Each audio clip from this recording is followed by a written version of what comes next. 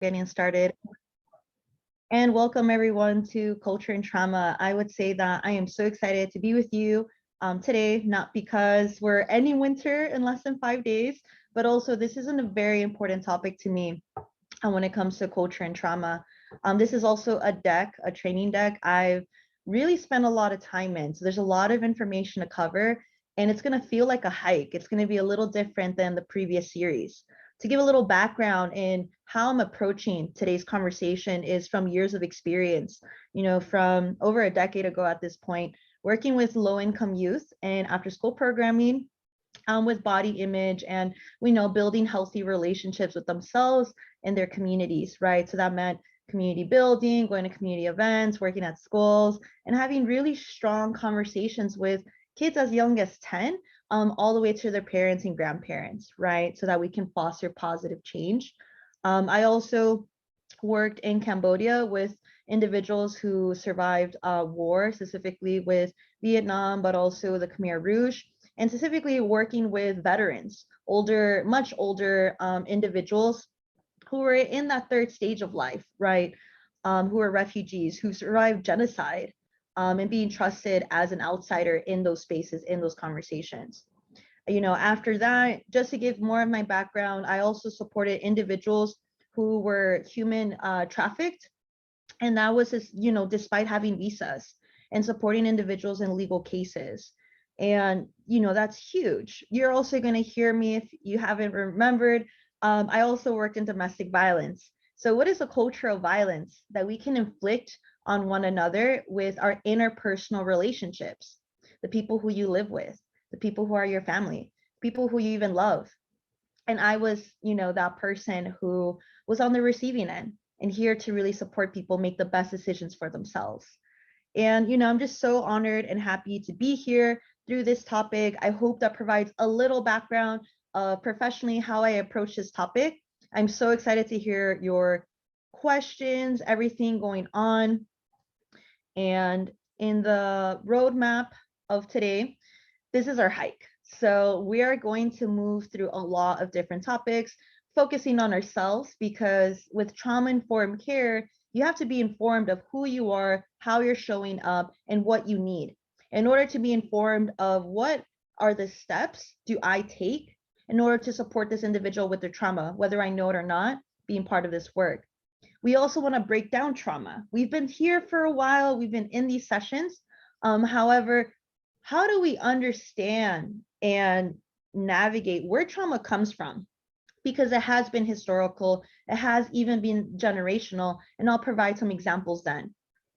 The social devaluation piece comes up in the sense of, what does it mean to be alive? What is the quality of life that we have? And how does this impact individuals and how they show up to our services? To provide a very brief example, poverty is going to be how we use our time today to process, understand, and reflect how poverty is traumatic, and it's a social devaluation of communities, of people, of even humanity at a lot of points. And then the last part is to always give you some actionable steps and tools for healing and support within your work, right? When we think of poverty as traumatic, we have to see the ways in which individuals are doing their best, are dedicating themselves to heal from economic trauma, to heal from intergenerational poverty. Whether it's really small steps, we have a very significant role in how we support, connect, listen with our participants. There's also, of course, our lovely self-care check as we drop in. I know I can't see you in this platform, but know that I'm thinking of you. Today's topic could be very heavy, right? One thing I didn't share in the beginning is that my understanding of poverty and being low income isn't just as a professional, the different groups I am connected to, right? It's also my own personal experience growing up. So that's a whole nother lens, and why I want to do the self-care check with everyone, because for some of us, these topics hit very close to home and made up even our childhood. So remember that this is going to be recorded. Make sure that you're engaging with yourself, with your body. Maybe you stretch, maybe you move, maybe you look away from the camera. Take your time for yourself. So important to do that. because you are the most important part of today's training. And then very importantly, if you are open to dropping this in the chat, how are you going to debrief after today? Personally, I'm going to eat some delicious food because why not, right? I want to eat my lunch. So in the chat or to yourself, take this moment to write down what are you going to do for yourself after today's training, or at the end of the day. Let's just take that moment. So I love this. Thank you for dropping it in the chat. Listen to music in my headphones while I work. Loving it. Getting into the jam. We got working out. Take the afternoon off. Lucas, that's beautiful. I love how you plan that. The working out is very great. We have the working on the front yard. Get some sun on my face. Absolutely. It's been a long winter. Lunch with your favorite coworker. How delicious, Cassandra. I love it. Running outside. We have such active people today. Eating ice cream, Robin. The dog on the walk in the garden. So many of us are going to take time to connect with our body, ourselves, food, nature, and I'm loving it. This Ishmael, thank you, of meditation. I can't wait to show you this next slide. We're going to get you started early. So again, look at the chat, take a moment to yourself and see that your peers, despite maybe being far away from you, are going to engage in this collective form of self-care, of rest, of debriefing. So really beautiful to think and be connected to people despite being so far away. That's beautiful. I love this last one of lunch with my son. That sounds adorable. And again, we like to take these mindful moments. So feel free to meditate with the video if this is, different or new for you. Maybe you just watch it. You just kind of take it in. No, nothing you have to prove here. No tests at the end. And I'm going to push play now as we do a quick, just accepting the mind meditation. Thank you. Think of the mind as a still pool of water. Each thought is like a raindrop. It creates a ripple on the surface. If it starts raining very hard or is perhaps a little windy, then the pool might become so cloudy that we can't see what's on the bottom. But the potential to return to our still pool of water is still there. In fact, by training the mind, the ripples naturally begin to slow. And as the surface of the pool becomes still, it gets easier to see what's beneath the surface. Sometimes we might like what we see, at other times, well, maybe not so much. Now, occasionally finding things we don't like may sound off-putting, but it's really important because it's part of letting go of those things. Accepting what's in our mind also helps us to be less critical of ourselves. It can even help us to be less critical of others. So we start to feel more content in life, to experience more harmonious relationships, and to be more at ease with the world around us. Thank you, everyone, for that quick mindful minute of just the mind in itself and how today's training could feel like going underneath the surface a lot of conversation. So giving you that heads up, giving you that space, right, of how do we create openness? How do we create this time? How do we listen, really listen? Because culture and trauma are very close topics to many of us, can also be points of conflict. And I just want to name that, say it out loud as we get started. So thank you, everyone. And the first part of our training is really gaining this cultural understanding of ourselves. You might say, why, Jocelyn, kind of give me the tools, give me the next steps. I know what I got to do. But again, with trauma-informed care, you got to know yourself. You got to know how you're showing up. And I would say even me as your trainer, I'm constantly in experiences, conversations with myself and others about how am I understanding myself? How am I relating back to myself after experiences or challenges? Whether it's in supervision, with my teams, for projects, how I work with people, just having this mentality of how am I truly affecting those around me? And how does that come from me is really important. When I started working in any of the jobs that I previously mentioned, I had to do a lot of self-awareness, a lot of self-grounding into how I was showing up to my job. What was on my mind? Where was I mentally at? Was I physically feeling well? All these like check-ins were so essential because people are counting on you. People are here to meet with you, to connect with you regarding your service. And for many of us, we're a bridge to people. We are a bridge to communities. And a bridge is a two-way street.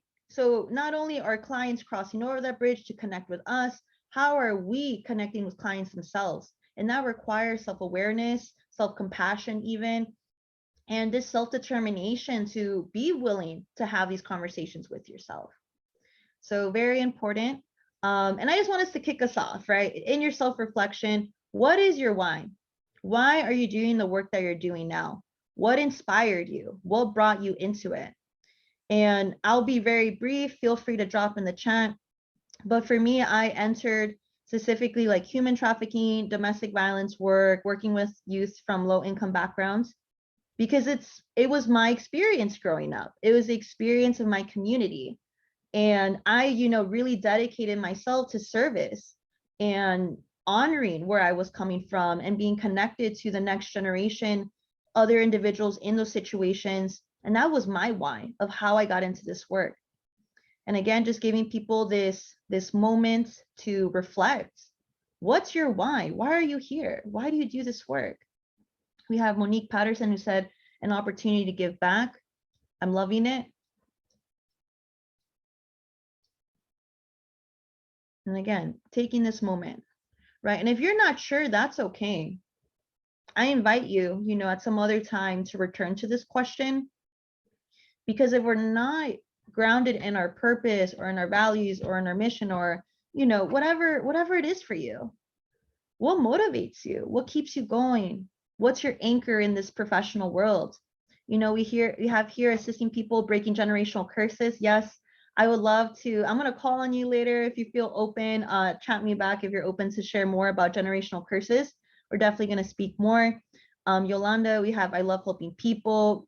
Rhonda, I work at a community college, retention concerns, and I hope the students see every day the best that I can. Exactly. Yes, all right, call on me. All right, I want to definitely let you know about the intergenerational curses. I would love to hear from you. We have Brittany, make the world a better place for my children. Yes, we're thinking about the future with our why. And make a difference in my own corner of the world. Absolutely. All of us have a sphere of influence, no matter how large or difficult trauma or challenges can be. Educating people, we got in the chat, right? To demonstrate that generational curses can be broken. I'm just gonna love today's conversation. I can already tell. We have Sean here for, being in the human services field for over 30 years, and that they love helping people who need help, right? Encouraging one another. We have here Christine, thank you so much for mentioning, right, and be vulnerable with us that I was a teen mom and now help teens go to school and secure employment. What a beautiful connection there, right? And how we have experiences that can guide and motivate us to inspire and have others build their own tools. Absolutely. I'm just loving this, everyone. So I'm going to let you continue to read from the chat. There's a lot of golden nuggets in there, and I highly recommend you check it out. In this why, right? We can have a whole 90 minutes on our why and where it comes from and how powerful it is. So just seal this moment, put it in a jar, and remember it, right? Remember your why when you need it. So when it comes to understanding ourselves, again, it is so important for us to know why we do this work, but also knowing who we are. When we think about ourselves, we have so many identities. We have so many layers and edges to us. We've changed also so much in the past 2 years. And when we think about our identities, who we are, what's important to us, it does shape our work. It does shape who we are, right? I love, I think it was Chrisney who mentioned being a teen mom really guides them in the interactions they have with young people now. My experience, going back to domestic violence really allowed me to have this sense of compassion, but also long-term perspective of leaving an abusive relationship is not a simple decision. And that's something that my peers didn't know, not because they didn't care or, weren't empathetic, but it was just, I had grown up seeing the cycles of domestic violence and knew how long-term it could be. And that's something very important, right? So this is just some questions that I want us to think about. A lot of self-reflection today, especially in this first section. But which identity do you identify with the most? So it doesn't have to be these, ones listed here of age, gender, socioeconomic status, but think about yourself. How are you? How are you connected to the identity? What do you identify the most with? And it can be a role that you play, something about you if you're a guitar player. What do you identify the most with? Feel free to chat it or, write it down to yourself. All right, Leah, I love it. We got a rock climber in the room. That's so beautiful, right? And maybe something you can't tell right away from someone through physical appearance. We have Ishmael who says the beach. The beach life is how they identify with the most. We have Rob who says American. Definitely our nationality can be a huge part of our sense of identity. And, keep it coming, y'all, or write it down to yourself, right? What do you identify the most with? It's really important. We have Sean, kindness and patience. I just want to highlight here that all the examples we've seen so far are, somewhat non-physical traits, something that's really hard to spot with the eye and say exactly those words, right? Like Rhonda here, animal and student advocate. That's an incredible part of your identity, right? But it's so intrinsic, personal to us. And I promise I'm going to connect this all for us soon, but we got to do the self-reflection to kick us off. I now want to pivot the question and ask, which identity do others try to define or determine for you? So for me, for example, it would be what it means to be a woman. I think that's something many women in my life have experienced as well. Growing up at a young age, how I was supposed to look, how I was supposed to present myself, and, noticing how other people in my family who were not women never had these conversations, even if we're in the same room, even if I grew up with them in the same house, it was always towards me. And I always felt kind of isolated with that. And it took some time. It took some time to not internalize that as a negative, and that something was wrong with me and that I constantly needed to do these different steps, right? So we have Yolanda, thank you so much. And Yolanda, if you feel, open, or La Monica, of what it means to be a Black woman, right? And how that's an experience that people try to define for you. But no pressure at all. You can feel free to raise your hand, but these are huge, right? I want us to acknowledge that, an identity that others try to define for you can be very confusing, even as an adult, right? Even as a person now, it can be overwhelming even. And Cassandra, thank you so much of even what it means to be a working mother, the challenges you face, right? I see LaMonica's raising their hand. I'm gonna allow you to talk. Feel free to unmute. And again, answering the question, an identity others try to define for you. Good morning. As I said, I am a single Black woman. I am a divorced Black woman with a child. So oftentimes people try and determine or identify what my status is in life, automatically because you're a single parent. You should, maybe perhaps not be able to afford certain things for your child, or automatically they should be getting in trouble at school, or different things like that, where we're very fortunate. I understand that that's the case for a lot of people, but that's not my particular situation. So when I say, no, I don't want to go to Starbucks, it's like, oh, well, yeah, I know being a single mom, you have to save that money. It's like, no, I just don't want to go to Starbucks. Yeah. So anyway, that's my experience, and just the way that a lot of people do try and define my situation. Definitely. No, and thank you so much, La Monica, for providing all those examples and really showing, right, that even small comments can be intimidating or kind of, I don't know, just like out of place. And I just want to say thank you so much for sharing that, because has that situation about the Starbucks come up at work at all, La Monica? Or with like people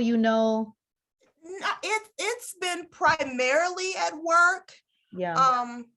And again, it's just assuming that oh, I have a child who plays sports and different things that are expensive. Oh, well, automatically you need to save your money. So it's never about, oh, it's just your personal preference that you don't want coffee today. It's always that you're scrounging or you're saving or that you can't when that's not the situation. Definitely. And that fact that that person, you know, or people are making that decision, reaching that conclusion, and you're not part of the conversation, right? And then this is a workplace. So it's like, if this is an assumption people are making about me, where is this coming from, right? You have a lot of people who are relating to you, understanding you, you know, telling you like, thank you for allowing us to be in this conversation of not allowing people to define you, but still it's a struggle and it does take time and it can also be off-putting, right? So thank you so much, Monica. Sure. I look forward to hearing from you soon. And thank you so much for raising your hand. And again, thank you everyone, right? Of the looks, the assumptions, the comments that people can make, and you know how that can be a lot sometimes. So as we move on with the training, and again, thank you everyone for dropping in with yourself. It's important for us to have working definitions since so many of us have such various and unique backgrounds. What do we mean by culture in this conversation? So here's a definition, but what I want to highlight here is that there are shared values in traditions, art, history, institutions, you know, group of people that are unified by either the race, nationality, ethnicity, language, religious beliefs, spirituality, socioeconomic status, social class, sexual orientation, politics, gender, age, the list goes on, right? Disability and other cohesive group variables. I would say there are some elements here that are missing in this definition, but this is something standard that we have. So again, a moment of self-reflection, because we have to drop into ourselves in order to be truthful and consistent within our work, since at the end of the day, we are humans connecting with humans, and we have a lot of experience making up our humanity at this point, right? Even if we are professional, each of us come from such unique places. So again, this is not a test, and I just want you to drop in the chat or write to yourself, what are the first words that come to your mind when you hear the following? So the first is when you think of your clients. No, nothing complicated. What's the first word you think of when you think of your clients? I'm giving yourself this moment. There's no judgment here, absolutely. So as you see from the chat, there's a lot of different words coming up. A lot of different words. Really wonderful. And I'm loving it. I'm loving all these different perspectives coming in. So now we're gonna take it to the next question, right? Feel free to keep dropping it in. I love the comments coming in. But now let's take another edge, right? Let's take another layer off. When clients talk about their own identities, how do clients describe themselves? How would a client describe themselves? One thing I've heard from clients was a lot of time that they were a parent. That was a huge one of how they describe their identity. Some of them, you know, use identities that I was never aware of. So I'm loving this. I really hope you have this chat box open, right? We have individuals who say, you know, clients feel really down on themselves, right? They feel right. They're maybe single moms. They're tired, unworthy, down on their luck. Maybe they're frustrated, right? They're a parent of a dysfunctional family due to poverty, maybe other factors. Maybe they're not motivated, right? And that vulnerability that what our clients are sharing us does take a lot of work, a lot of effort. Here, you know, to old felons, not adequate, disabled, anger, coming from a dysfunctional situation. Yes, our clients are truly coming with a lot, and we'll talk about this soon. So I really appreciate this. And now we're going to shift the question to what are the first words that come in mind when people stereotype your clients, right? For me, a big one is lazy. That is a huge one that comes up. Despite all of the various community members that I work with, despite all the different age groups, lazy was the biggest one. What are other things that people outside of our fields, right, stereotype or, you know, would label our clients? And it's okay, right? There's no shame, there's no judgment here. The entitlement, yeah, that's a big one. There's low lives, right? Bad people. There's a lot. I'm sure you've been in conversations where you share what you do and maybe a first reaction is, I don't know how you do it. I don't know how you do that job. I cannot do your work, right? That sounds like too much. We have here uneducated, poor, good for nothing. So handouts, that's another one. That's another one. So again, everyone, thank you for doing this, self-reflection with me and really pulling together all the different ways, labels, assumptions, identities that we have just being in this work within this field. And it's so remember to take this home with you after today. So I want to highlight, cultural identities, stereotypes, how this fits into ourself, because at the end of the day, we are working with people and we're working with people with various backgrounds. So I just want to highlight in more detail, what are blind spots, what is bias, what is our identities, and how does this help us serve the individuals that we work with? I have here, Christian, thank you so much. Yes, I hate when people try to determine how much you can handle at work. Individuals know how much they can take on. Absolutely. So in this video, we're going to see the ways in which we make assumptions about people can really impact how you interact with them. What's your relationship? And then how does that person experience that interaction with you? So very excited to push play now. Are you seriously considering her as a candidate? Don't trust. She's a woman. She's a woman. This is a man's It's job. clearly not Really, interested. does she even speak English? That's not me. I'm not like that. You call it an honest mistake. Science calls it a blind spot. Our unconscious mind is a mysterious and powerful thing. It makes 90% of our decisions without us even knowing it. Our brains are overloaded with 11 million pieces of information every second. Yet we can only process about 40 of them. So we're wired to make cognitive shortcuts, using past experiences to make assumptions. And you know what happens when we assume. Our unconscious mind can put us on autopilot, determining where we sit, who we eat lunch with, who we turn to for advice, and who we choose to offer a helping hand. Living our lives with blind spots can put us in a tunnel. Same point of view, same decisions, same outcomes. We can find ourselves trapped in the land of snap judgments and misconceptions. We've all been on both the giving and receiving end of blind spots. Think about it. Who's talented? Who's able? Who can I trust? Who belongs? We've all been there. Blind spots are part of the human condition. Our choices have consequences for us and the people we interact with. By accepting that blind spots exist, we can stop. Imagine what possibilities exist if we could do it all over again.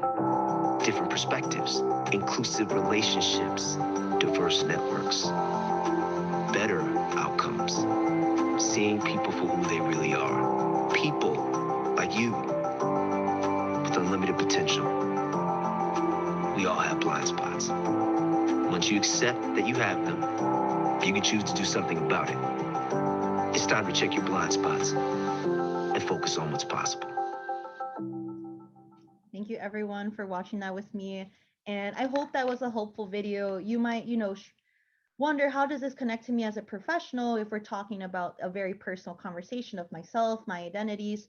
It's so important for us to recognize that brain science piece that so many of us in our day-to-day are in autopilot, right? We rely on shortcuts, because we have so many experiences within this field. But with blind spots, it's so important for us to remember that we go into this field, going back to that why question, with passion. Remember, so many people in the chat said, you came into this field to make a difference. That's a drive for you. But what we don't realize is that a lot of us have beliefs. A lot of us come with previous experiences, formed by our life, our interactions with institutions, culture, our upbringing, and all of that creates your reality as a professional, how you show up to your job, how you approach it. Like a fish in water, right? We are unaware of this water that is there and maybe shaping so many of our decisions unconsciously. What this looks like as professionals of stereotypes or our blind spots, however you want to name it, when it comes to working with clients or identifying with the communities clients come from, is that they can show up in various ways. And I had to do this work all the time. I had to do this all the time. I did this with my teams. I did this with my supervisor. It was part of our team culture. Because over time, the more you do this work, the more that you're engaged in the same repetitive actions, you're going to develop more shortcuts. You're going to go into autopilot, and you're going to have some expertise that unfortunately is not going to fit with all the clients that are coming in and who might not share the exact background that you're familiar with, right? So how can this blind spot show up at work? One is blame. This is one of the biggest things that I saw. I also had to work through too. This was a while ago, but still, I'm going to be honest with you. So blame and like social services, many staff have to protect themselves. You have to protect yourself, you know, being exposed to so much trauma, you know, the failures of systems that we work in. And as professionals, we can face fearful times within our work. Nothing threatening is happening to us, but we can feel the weight of fear, and we can rely on our blind spots of what we're familiar with, what we're used to, what we know, in order to not engage with that fear. And that fear, I want to tell you, everyone, is not something to feel threatened by, but we have to acknowledge at our workplace, within our teams, what are we fearful of? What is not working for us? What do we feel uncomfortable with? Even if you just have this with yourself. An example, you know, of working with youth, I was not comfortable. You know, I needed some extra support working with youth who mentioned wanting to cause self-harm to themselves. That was a conversation that I felt triggered, that I felt kind of overwhelmed with, because that was something that impacted my personal life. I wasn't going to take that conversation on myself because I was too afraid to bring it up. I had to be honest and ask for support on my job. Another, you know, blind spot that we have as professionals that impacts us being able to be in our identities, recognize the identities of others, is being too busy. I know that sounds really off, but I promise you it's connected to what we just learned in this video. Something that we unconsciously do is we want to do more with less. And some people call it multitasking, absolutely. But as professionals who are prioritizing getting everything done over what's important, like self-reflection, like professional development, like focusing on progress versus perfection with our clients, whether it's, you know, hitting deadlines or getting stuff done. When we don't spend time in reflection, development of ourselves professionally, we can risk making mistakes, rushing past people, being in that autopilot mode where people get overlooked, where yourself is overlooked as well. And you might feel that when you hear conversations about burnout, right? It's very important. You might even feel too far from your why and feel absolutely, you know, lost or disconnected from your work. The last one here that I want to highlight is mistrust. When it comes to mistrust, that is also a blind spot within our services. One thing that can come up is us versus them. This is something that I've seen on many teams that I work on, and I had to, you know, support, was that I would hear, you know, who is the ideal client and who's the difficult client. That was language that would come up, and I had to, you know, step in to say, is this worth our time? What is the benefit of labeling a client as difficult if we're just characterizing them as bad in a more professional term? Can we be specific about what makes it difficult to work with them? If you need to vent, we can definitely vent, but to absolutely label someone who is part of our services can create a blind spot, because it can delay the ways in which we believe in people, the ways in which, you know, we want to move on. We drop our standards of believing in their potential, and we can fail to be proactive.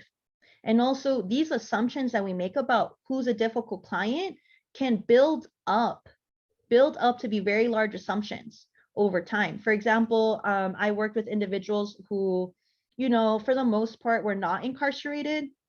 But when we interacted with people who were formerly incarcerated, there are so many pushbacks. And I had a question. I'm like, all right, if there's mistrust, if we're using us versus them language, what's the goal here? What's the goal of how we provide our services? Why are we making this decision about not working with individuals who are incarcerated just because they're incarcerated? Is there a process? Is there a policy? Is there reasons why? Because I don't see anything. So are we making personal decisions about who's worthy of our time, even just to complete an intake? We have to have that conversation. So that's just one example how blind spots, our cultural identity, ourselves all shows up to work and how we work with people. I want to just highlight here various types of identities, right, that were mentioned in the chat that weren't, but religion, gender, age, we have education, our ability are huge factors into how individuals show up, how we see people, and as a culture, who we deem as worthy, right?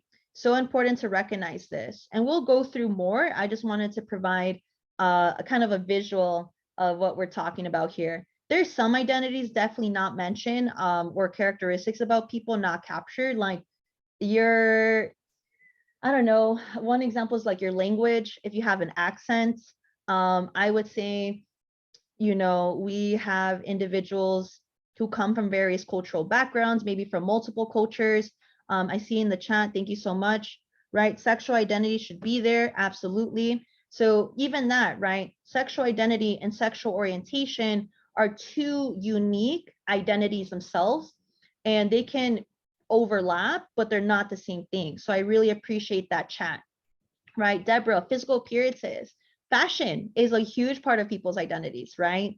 Absolutely. I would even add here food, how you engage with food, what you eat, what you don't eat, and where it culturally comes from can be a big factor on people's identity, right?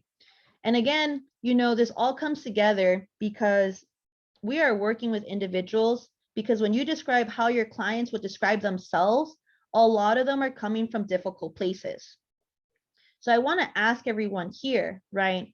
What's the risk if we, and that we is like us as a society, continue stigmatizing or stereotyping our clients, right? We continue to make assumptions or conclusions about them. What can happen in our organizations? Can clients disengage?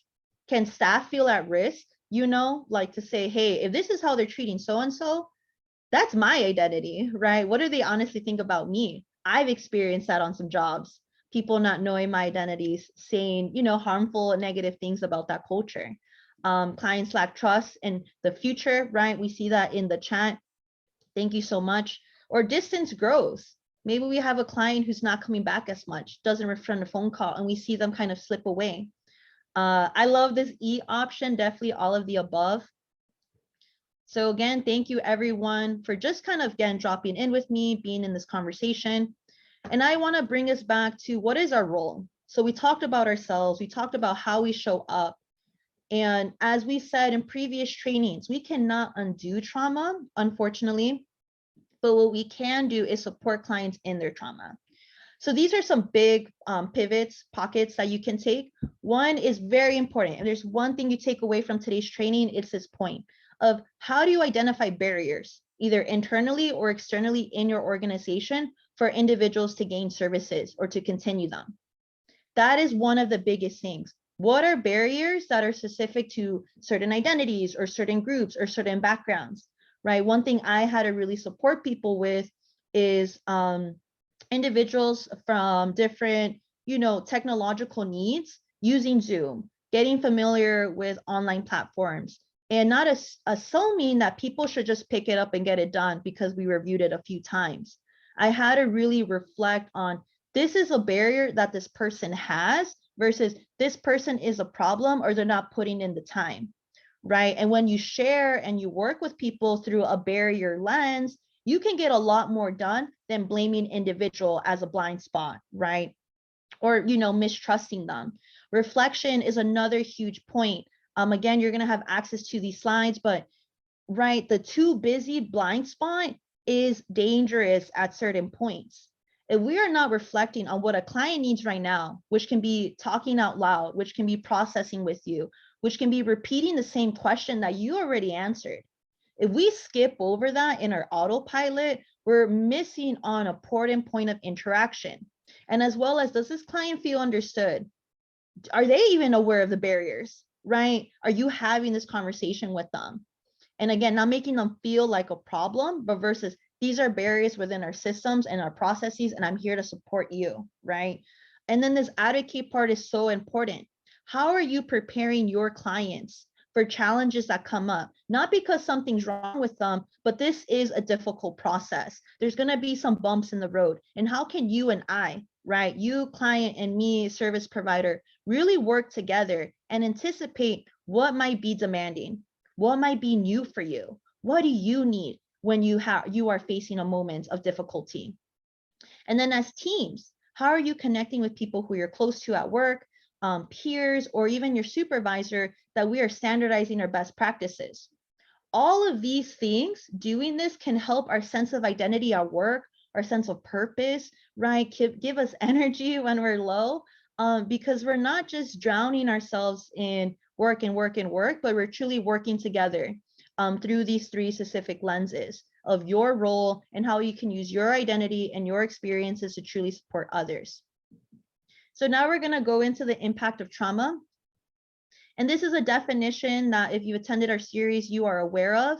And it's just to really highlight that trauma is an event or a series of events or a set of circumstances like poverty, or to go back to a comment in the chat, you know, your gender identification and, you know, how you're maybe discriminated as an individual or being discriminated for your sexual orientation in certain settings. There's the experience that individuals have. I'm going to show a video to highlight this, as well as some effects, the ways in which how people interact with you might have challenges being in situations. Really important. We talked about this in the training, the impact of trauma. Please check it out if this is new information for you. But I want to have a quick poll and ask, can trauma be non-physical? I know someone in the chat already mentioned it, but is it yes? Is it no? Are you not sure? If it's not listed, please list in the chat. But what do we think? Can trauma itself be non-physical? So we have a lot of yeses, absolutely. I am with my crew. Y'all probably have attended our previous trainings. And thank you for that. So I want to highlight that, yes, it definitely can be, right? One, it can come from these pillars of society. So me as an individual can cause harm to another person, but with the clients that we work with, we see a lot of barriers that they face, whether from a cultural perspective, right? Like experiences of racism, maybe being judged for your socioeconomic class, right? Decisions that people make about you or how people try to determine your identity can be a huge impact. And we heard from one of our speakers earlier, right? LaMonica broke that down for us. We have institutional. So what are some examples of institutional barriers or hardships that clients face within your work, right? For me, one of the biggest things was having clients, you know, go to another office and not feeling supported. I've had clients who were turned around, this is before COVID, because they were seen as not being in the right place. And that was heartbreaking for that client, right?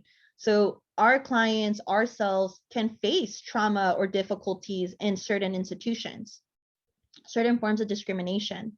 Interpersonal is something that we talked about, how we act with one another. And then as individuals, we have feelings, we have values, and we have beliefs. And when we're disempowered and we're devalued, whether by our peers, whether at the workplace, all of this can build up over time and can start at a very young age. I want to highlight that, for example, how we mourn and grieve in this society, you know, can be traumatic too, as non-physical. So I just want to highlight that, give people that time, but take a reflection, right? Take a reflection wherever you are, whatever your role is, and think, what are the cultural barriers or traumas that my clients come with? What are the institutional barriers that my clients have to navigate or I have to be aware of, right? Interpersonal, personal, you know, you can definitely list some out, but if you just focus on societal and institutional, that can be really helpful for you. And it's helpful to have these conversations. I love this chat of internalized oppression is usually taught. I have here a visual for everyone that when we think about our childhood and when we think about the experiences that many of our clients come from, generational poverty is a cycle of disadvantage and distress. When we think about something traumatic happening to us at any point in our lives, when it happens to us, there can be long-term effects in our sense of identity, our body, our development. the opportunities we have socially or economically. It can, challenge our behaviors, or people find us challenging. There are also very real social and public policies which create, alienate, indignify, or erode trust and respect in communities. I also want to invite our speaker, who I said I was going to let them join, of any comments on intergenerational curses and poverty. I just allowed you to unmute. This is Jathan Strong. If you want to unmute to talk more, go for it. I'm not sure we can hear you. I'm so sorry. I think we're having a tech issue. So just for the sake of time, we cannot hear you. I'm gonna allow you to chat. I apologize, this didn't work out, but maybe we can try again later. So I'm just gonna share some quick information meanwhile. And, when it comes to intergenerational poverty or, adversities we face in our childhood, according to a study in 2009, over 10% of the population that was born into poverty between 1970 and 1990 in the United States will live half of their lives in poverty, which comes out to 38 to 40 years in poverty. Additionally, studies show that 90% of women give birth to their first 5 children before the age of 34. So most women who are born into poverty will have children who are over 90% to live in poverty over their lifetime, which is an incredibly large statistic. Given these trends of intergenerational poverty, an estimate of 6.4 children are born in poverty would actually spend their whole lives in poverty, which consequently perpetrates the poverty cycle further. Chronic intergenerational poverty is not the result of one-time financial crisis, but larger factors pass from generation to generation. Again, I am so sorry that you couldn't unmute. I tried unmuting you, it didn't work. We maybe can make something happen the next time, but your chats have been so wonderful meanwhile. So as we're in this training, I also want to give you tools. The first one here is about approaching trauma. Maybe you're familiar with this already. But when we think about trauma-informed care, we have to remember that these experiences, right, those 3 E's of trauma can be terrifying, overwhelming, and can violate us. And it's not just from that single event, but reliving that experience or being discriminated or assumptions made about you. And the foundations of trauma-informed care are so helpful as service provider, because when there's this commitment, as well as an understanding of oppression that our clients face, whether that's discrimination, lack of opportunities, generational poverty being one of them, we have 3 areas that each and every one of us, no matter if you're a social worker, you don't have any background in mental health, things that you can do. And that is one, creating a safe environment, right? How are you communicating trust? How are you being transparent about your process? How are you allowing your client to be aware of choices that need to be made and honoring their choice when they make it? The restoring power, I feel like, is one of the biggest things, because if you remember that chat, that question of how would clients define themselves, describe their identities? So many of you mentioned feeling down, disappointed, unmotivated, down on luck, right? So when you're interacting with someone, when you even have 30 minutes, a phone call, an email, whatever it is, see it truly as an opportunity to restore that power, right? It's so important. And yes, to Carmilla, I will put that in the follow-up that Kirsten sends. So I'll have that information for y'all. And how do we restore power? It can feel like such a big task, but really, if you focus on what are the skills that this individual already has, the skills that are needed to be successful in this employment process, those are things that you can do that are very feasible and can be built up over time. It might be small and incremental, but trust me, we want to focus on progress and not perfection, right? That perfect culture is not going to help us here working in trauma. As well as we want to build self-worth of the individuals we work with. Going back again to those self-descriptions that clients have about themselves, we want to build their confidence in themselves, their self-esteem. We want to give them that heads up what they're doing great on, having that compassion, that non-judgment that people mentioned in the chat too. So now how do we work within trauma? Again, moving very actionable within this training, giving you the tools and best practices. I just want us to drop in very quickly and think about poverty as traumatic and as something generational. I want you to think about hearing these stories and wondering, is this someone who's like my client? Is this the work that I'm in right now? And this is a full film. We're not going to watch the whole thing. We're only going to watch like 4 or 5 minutes, but it's going to be presented through the eyes of the children, of the parents who are unemployed, facing poverty, and living through the pandemic. So I'm going to push play now. And again, it's only 4 minutes. You'll have the link afterwards.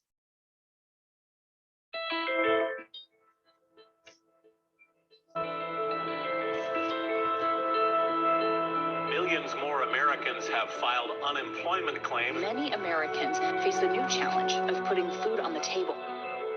Even before the pandemic, I haven't had any income coming in since before COVID started. Deepened the country's economic divide. Please look at me, strawberry. Millions of children were living in poverty. Thank you. Have a good one. We have a lot of kids that come to school and they rely on us they come hungry. In places like Ohio. Sometimes this is probably the only meals they get. I don't think any baby thought we'd be doing this, you know? Yeah. Home to some of the poorest communities in the country. Being a single mom, it's hard. You know, if I could feed my kids without having assistance, you best bet you I would, but I can't. Flour, salt, the chicken. Beef, if you have beef. From the start of the crisis, Frontline followed 3 children and their families. When we say we don't have money, we really don't. I have no home. I can't provide a home for my children right now. I walk to McDonald's because they have a free lunch for school-age kids. As they navigated months of uncertainty.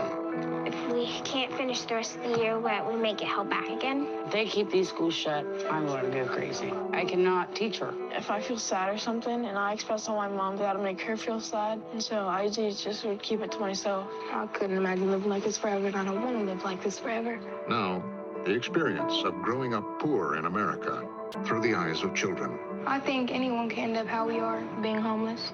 When I get older, I wouldn't want to live here. I want to get a good, stable job. I can't.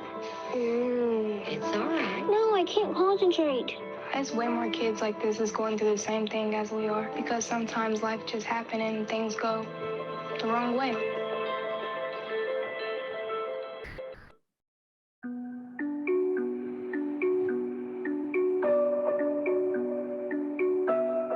Now, the governor of Ohio ordered all schools in the state to close for 3 weeks. Governor ordering schools K through 12 to go on an extended spring break. We have to do everything that we can to slow down the spread of this virus. Now that he's made that decision, what exactly is this 3-week break going to look like? Well, that really depends on where your kid goes to school. My name is Sean, I'm 13, and I live in the Plains, Ohio. Coronavirus scares me. I know it's really dangerous, potentially deadly, probably. We're trying our best to not, have it come in here. We use disinfecting wipes to wipe down the knobs, the light switches, and a lot of things that we touch a lot. I don't like cleaning, but, it's a have-to-do thing, really. Mom, do you want me to spray? Sure, I'll let you take over after I spray this stuff in here. And you can curtain. Spray the curtain and the rug, and we're good. I live in a trailer with my mom and my sister, Dior. There's not enough room in the house for my brother to stay, so he lives with my grandparents, and he comes down to visit as much as he can. You can make it. This is my first time living in a trailer. The walls, it's really thin, and so you can, hear a lot of things. The reason we moved in a trailer is because it's, something that she can afford.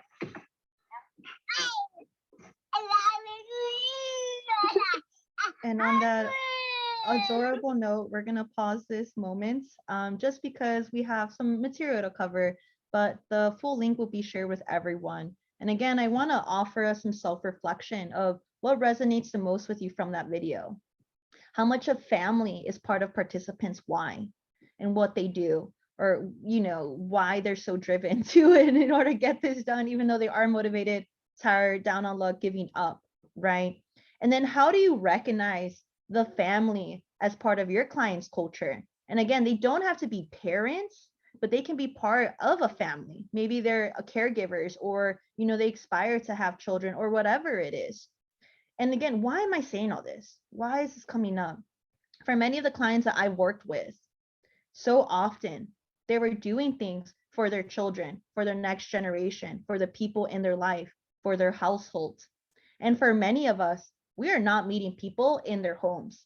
We are not meeting their children. We are not meeting their sources of inspiration and, cause. And when we're interacting with that client, when they're sitting across from us, we have to remember that there is an entire home, people, little babies, right, that are dependent, rely on them. And these children also see everything going on. There's children are turning to their parents for help, for support. And parents can feel absolutely hopeless, disappointed, brought down in the fact that they can't provide for their families in this full extent. So again, just giving people this time to reflect, especially this last question. How do you recognize family, part of a client's culture? And maybe this isn't for all clients, but how are you doing this? How does this come up? When people bring up their family or their children or their needs, what is your response? How do you think through that? Again, the self-reflection is really critical, right? And Ishmael, thank you so much. The young people don't have a lot of skills to understand the responsibility, right? In living in a clean home, or, nice clean home, and learning how to cook and clean while respecting their bodies. Yes. And all that falls in the pressure of the parents, the caregivers, raising and being part of this. So again, giving people this time to reflect, to process. So important for us to also see trauma and poverty through the lens of the individuals with the lived experience. And that this can also impact us in various ways when we work with clients. So clients in themselves in this society, for example, being poor, you can feel like a failure. I have met many parents, unfortunately, who described those words to me in services in the past, that they feel like a failure, that they can't afford certain things for their children, and that they are very limited in what they can do, and feel like they're constantly just running out of luck. When we think about the children of these families, or of these parents or clients themselves, what that can impact how they see you as a service provider, maybe people at the school, their neighbors, whoever, right? Is who's really trustworthy. A lot of clients, unfortunately, in their personal life and in professional settings, have been told, I'm going to help you, I'm going to do this, we're going to support you, and not help falling through, not being genuine, or turning them around when things get difficult. We can find people to see us as unhelpful, to not have trust in us. And they might not say that exactly to our face, but you might notice some hesitancy, some maybe silence, maybe some unwillingness to open up on what are the needs. And maybe, for a lot of participants too, I've experienced this, but they see you as not sticking around. They don't see this help being a long-term solution, and that can be unmotivating as well, right? We have here, here in the chat, thank you so much, of even us as professionals feel similar to this, conversation of feeling like a failure, needing assistance for yourself and your child, right? No longer feeling that way. And it's my mission to show clients that you are not a failure when you need to reach out for assistance. Definitely, definitely. That is such a powerful example how we as professionals, our cultural and our identities can help us connect with our clients and be that source of support. We have here, Bianca, thank you. These images are on point, right? May feel how you are, just hoping, just say it. So thank you everyone for coming together on this point, because this is the importance of trauma within their field. So important. And again, glad that you're here. So to leave you with a proactive tool, last section, we talked about trauma-informed care. Here, we're going to talk about strength-based coaching. So with strength-based coaching means that you are a coach to your clients, like someone on a softball team or a basketball team, who's the person who sees you doing your best, trying to make those scores, like our clients with their next steps for economic, success or an employment achievement. It's so important just to remember these 3 steps because we're busy people and there's a lot of stuff going on. But first, it's so important that you come with this positive approach. That means that, you're not looking at the problems. That's not what I'm saying. But you look at what can you give? What can you nourish in this moment? How can you recognize and identify that challenge, that barrier for that client? And doing that with a positive, kind attitude. So whether it's acknowledging and being proactive of, hey, client, this part of the application process or part of the training has been really difficult for people that I work with. I see these strengths that you have. I've seen what you've been successful at in the past. I noticed how you overcame this last challenge. And this that I'm describing right here, we're going to get through it. But let's talk through it. Let's really dive into what are some of the challenges that might be coming up, because I know you got it, and let's take it on together, right? That's a way that in domestic violence, working with people who were trafficked, helped me get through some difficult conversations before it actually got difficult in the process, right? You got to be proactive. You got to remind people also that they have a lot going on for them and they're probably going to be successful, but we got to brainstorm. We got to be in relationship with one another. The listening carefully is so crucial in whatever you do. And this is why we have to watch that blind spot of being too busy. Because when we're in autopilot, it's going to be very hard to slow down, right? We don't want to assume.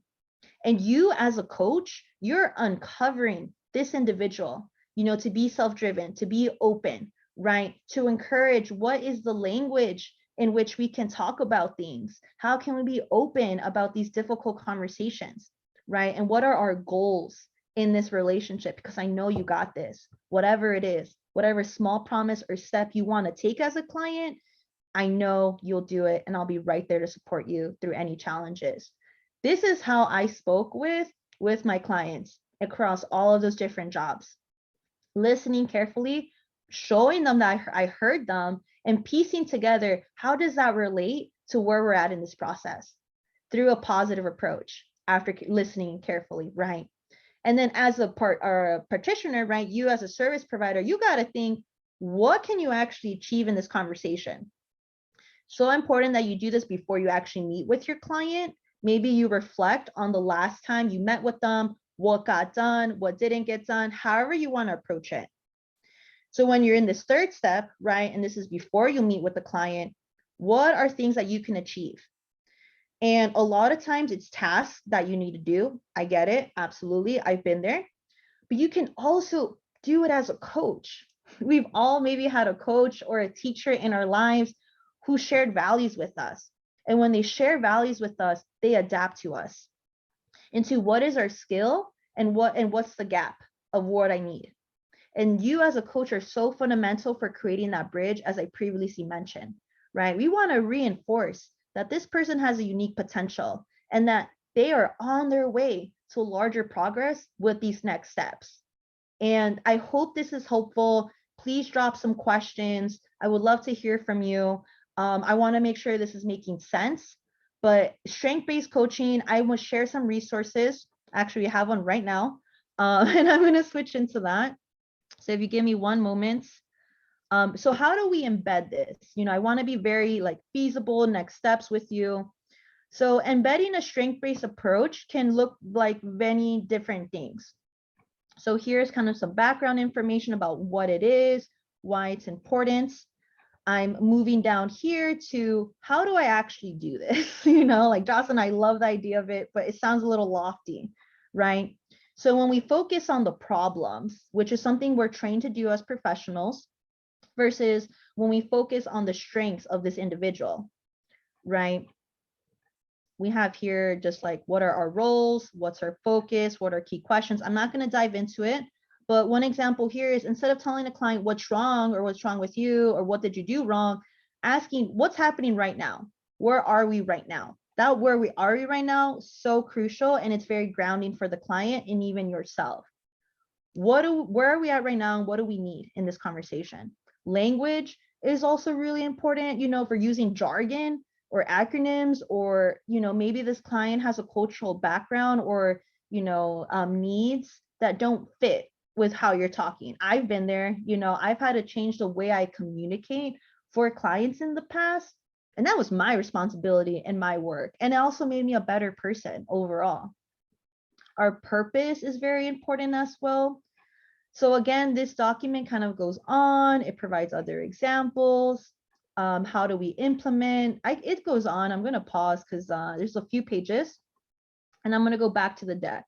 So I really hope that you check that out. It's a great resource. And I just want to go back into this question moment. Let's pause. Any questions, impressions, things that you need, just giving this moment as we go into the last 20 minutes. And feel free just to chat them. I'll incorporate them with the material. But again, a lot of content to cover. So now when we think about trauma and we think about it from this larger lens beyond the individual, but what's their place in society? How are they born? What was their community growing up? There's a cultural context to trauma itself. So when it comes to our society, our culture, and even our mental health, because throughout this training series, y'all, we've been talking about mental health and our mental and emotional well-being throughout this time, right? And it's important for us to bring in culture because as we've been discussing, culture is bigger than one of us. We have these shared set of values, beliefs, traditions that help our sense of belonging and our connections with others. So as we mentioned, right, being socially valued, our ability to cope, our work-life balance are all things that influence our environment. We have here a visual for everyone that when it comes to culture, it's not just that person's racial or ethnic belonging or upbringing, but it's through a societal lens, right? So when we think about our culture, we think about the forms of communication and rules that we have on communicating. We have motions of what's friendship, what's leadership, what's modesty, right? We have approaches in our culture within the United States or within your cultural background, right? However you want to define that. But maybe it's, you know, problem solving, decision making. You probably have a very different form of decision making and problem solving than your peers. That comes from cultural upbringings and values that we have. Some people avoid conflict. Some people are ready to engage in it, right? It's different values that we grew up with, and then all these things coming together. We have here some religious and culture as well, absolutely. We have our concepts that impact us enough, right? So even our sense of time is different for each client or in different cultures, right? Fairness, justice, definitely. Family as well, right? And then our attitudes are things that are huge. So I really love this chat. I'm gonna highlight some things in this moment. But when we think about the cultural iceberg of COVID, of the pandemic that's still ongoing, there's things that are on top that are direct things that are happening, but underneath are structural, systematic, and cultural influences that we can't see. For example, the loss of work, the unexpected bills that we saw in the video, right? Mental health, you know, here, Bianca, thank you for mentioning that for some communities, right, mental health is not seen as real, right? It's something that you get over. And what is that like for an individual who is living with that difficult experience and feeling like they're further into the iceberg, right? More deep, because they can't even be seen by their community members. Ishmael, right? Thank you for this. Of how do we strengthen our most vulnerable communities and empower youth to be confident and to know that there are people that care for them? Something on a national level, something like a campaign, absolutely. Because as we saw in the poverty, you know, growing up in America poor video, the clients who you work with who have children are seeing all of this, even if no one's telling them or walking them through it. Young people pick this all up. And essentially, if we think about intergenerational poverty through a culture lens, they are living through this and being shaped by these experiences, right? COVID has definitely showed us that something traumatic can impact our whole world overnight and constantly involved, and it's still happening. So here, you know, I want to just invite us for a poll to say, how would a client define the culture of your services? So each of us works somewhere and we work in a very particular way. Our services are unique. So if I'm a client going to where you work for services, how would I define it? Would I say it's unfamiliar? Is it overwhelming? Is it difficult to navigate? Is it friendly and my favorite place in the world? You know, is it E, not listed? I would say that depending on the job I had in the role or who I was in the process, the client would say something totally different. I have here a lot of different things coming up from people. B, C is a very big one. Difficult to navigate, absolutely. Lucas, we have clinical. Yes, I've definitely heard that from clients in the past too, that it feels too sanitized as an environment. They feel not welcomed, right? And it's so important for us to have this conversation, right? From how do we identify with ourselves? What is trauma from a cultural perspective to what is the culture of our organization? I promise it's going to tie together very soon. But again, how does the client think about the culture of where we work? And I want you to print out this slide. If you have the capacity, if you have the moment, draw it out on your journal. But what are the cultural barriers in your services? So on the surface level, what are traumas or barriers for staff and clients? What are things that we know about as peers, as providers? List them out. List them out. You doesn't have to be right now, but like take some time to really think through what are these things. Let me name them and honor them and be honest with myself. Within the iceberg, right? What is happening within our services? So think about surface level, what's going on the outside, community, personal. Within the iceberg, what's going on with where you work?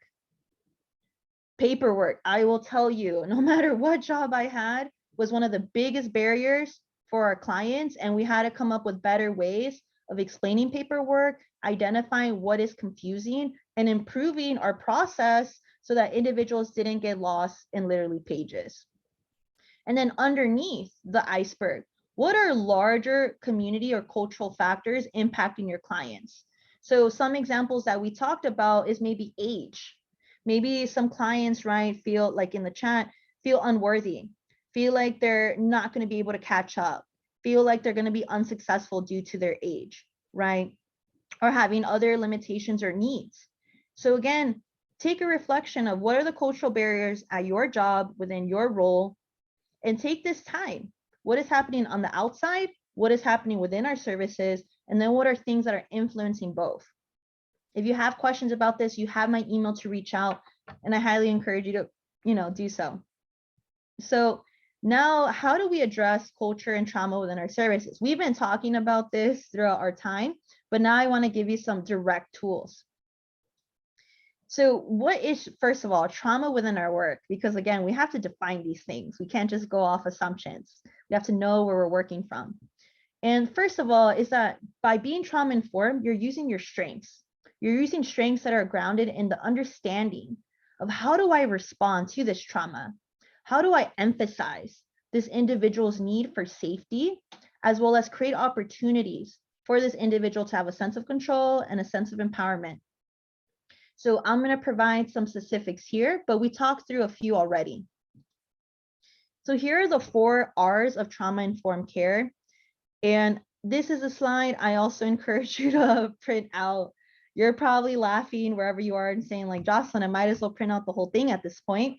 And maybe I am a little biased. Maybe this is my own personal blind spot.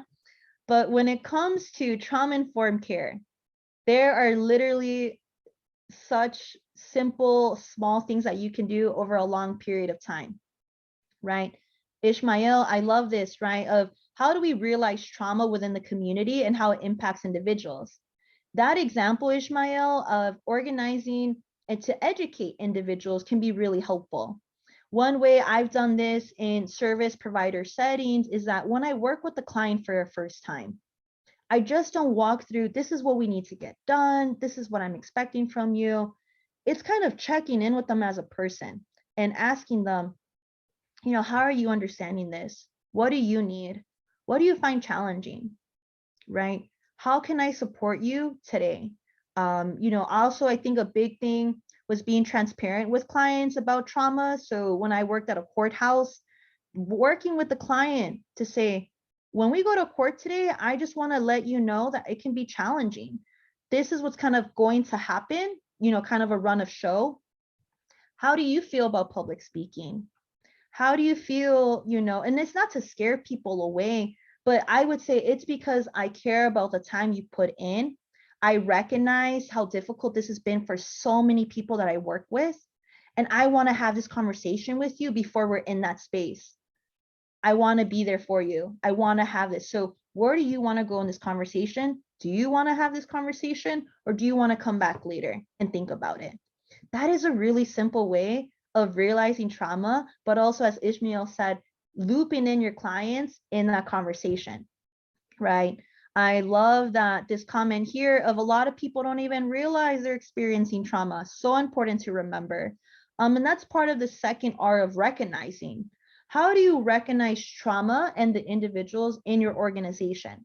So whether it's people not recognizing it, not having the language, maybe people going back to our previous decks from previous trainings are in a fight or flight mode. We're in survival mode right now. And it's really hard for me to think about getting paperwork done when I have a dysfunctional home right now due to poverty, right? It's really hard for me to focus, not because I'm not listening to you, it's just I have a lot going on.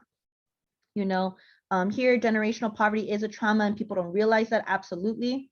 And with the last two R's of responding and recognize, again, we have to engage with our blind spots with this third R. And that is that as individuals, as programs, so your team and your organization, how are we engaging with individuals? How do we recognize trauma and how don't we? What are our limits and our capacities within the roles? And how do we need to create more referral systems? Or make sure that we are even aware of the types of traumas, situations, hard conversations that we're going to be in doing this work. I know that sounds scary and a lot of work, but in all of my roles that I've had, when I sat down with my teams and teams sat down with me, and we were honest and debrief what we felt unprepared with, what was overwhelming, what we needed more training on, what we needed more consistent meetings to make sure we were debriefing, the workplace culture changed so much. And it also improved and equipped people to not be afraid, like that one blind spot we talked about, right? And avoid blaming our clients when things got difficult because we didn't have the resources or the support we needed. And with resisting re-traumatization, it's very important that individuals in your organization can experience trauma then and there too. So what are ways in which you recognize as a team, I encourage you to write this down, when does trauma happen or when are clients triggered or overwhelmed in your services? So for me, a big one was telling clients we were not taking them on for services. I think that was a very traumatic moment for people because they put in a lot of time, they had their hopes up. And for me, instead of saying, all right, this is overwhelming, I'm just gonna like go in autopilot and get all my calls done, I really had to check in with my team and to say, how can we work to make this a more human process? Can we support one another in creating a script, maybe explaining to people that we're not gonna take them on as they're completing intake, if there's a wait list? Can we do some of this work up front when people are first getting to know us so that they're not feeling like a bomb dropped on them because they're truly stuck now and they didn't even know this was possibly going to happen? So I know that sounds very insignificant, very small, but when you think from a client perspective, knowing the steps where things might go, and I have that information, that's more trust, that is more transparency, and that is more awareness of what happens in this place, in this service, versus finding out and it's a shock to you, is one way that we can resist re-traumatization. So I just want to check in with you on our last minutes, but which R stands out most to you? So you've heard me describe them. These are definitely tools for you, but which one stands out for you? We have Leah who says 4. Thank you so much. Anyone else? What's coming up for you? 2, the recognize, Deborah, I'm loving it. Lucas, recognize, easy to assume everyone has trauma, just on a continuum, manifesting in different contexts. Absolutely. So, you know, as you see your peers drop in this chat, really come back to this slide and ask yourself, which R do I lean more towards? Which R do I need to reach out to more and develop more? So again, recognize, resist, realize.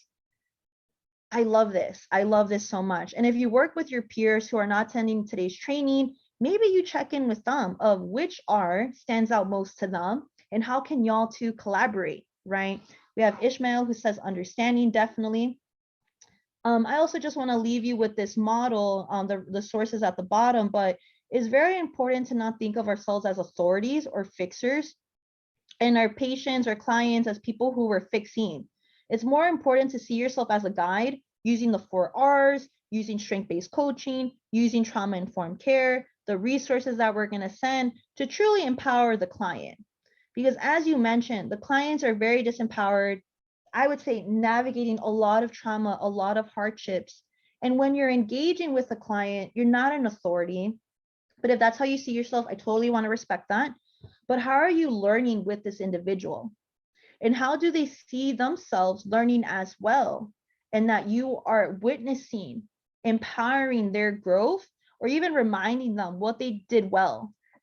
Even a simple congratulations or acknowledging that they made a huge step is so important to do, and you can't overlook that, people, right? Even if that the person did what they were supposed to, because you said it was on a deadline, letting that person know that they were seen, that they were heard, and you know they put in time to do that.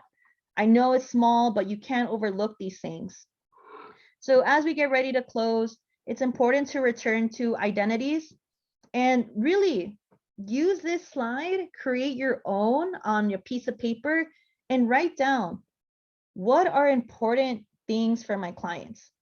Do my clients think of themselves as parents, guitar players, artists, entrepreneurs, people who have various cultural upbringings? Because we don't want to think about our clients. This is one of my final things I'll tell y'all. We don't want to think about our clients as issues, as problems, as people to fix.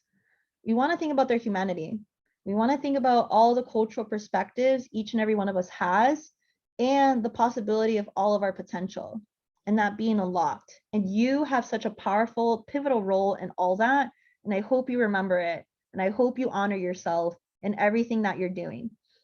So with that, y'all, there is another resource called Getting Practical about being strength-based. I'm going to have that sent to you, but it's going to provide a lot of scenarios into how do I actually do this, Jocelyn? One of my favorite ones is clearing and the ways in which you allow a client to bring their full selves. And that might take some time, and some trust. But when you get to invest in a relationship and that person feels invested, you're able to have more honest, dynamic, and build a relationship over a period of time versus having your relationship just be based on tasks that need to get done because they're in this training. So please check it out. I really hope I hear positive things about this resource. And now we're at the end of the training. I do see some questions, but before we get going, I let Christian hop in. Thank you so much for today. It has been such an honor, so much fun, and I'm really looking forward to next week.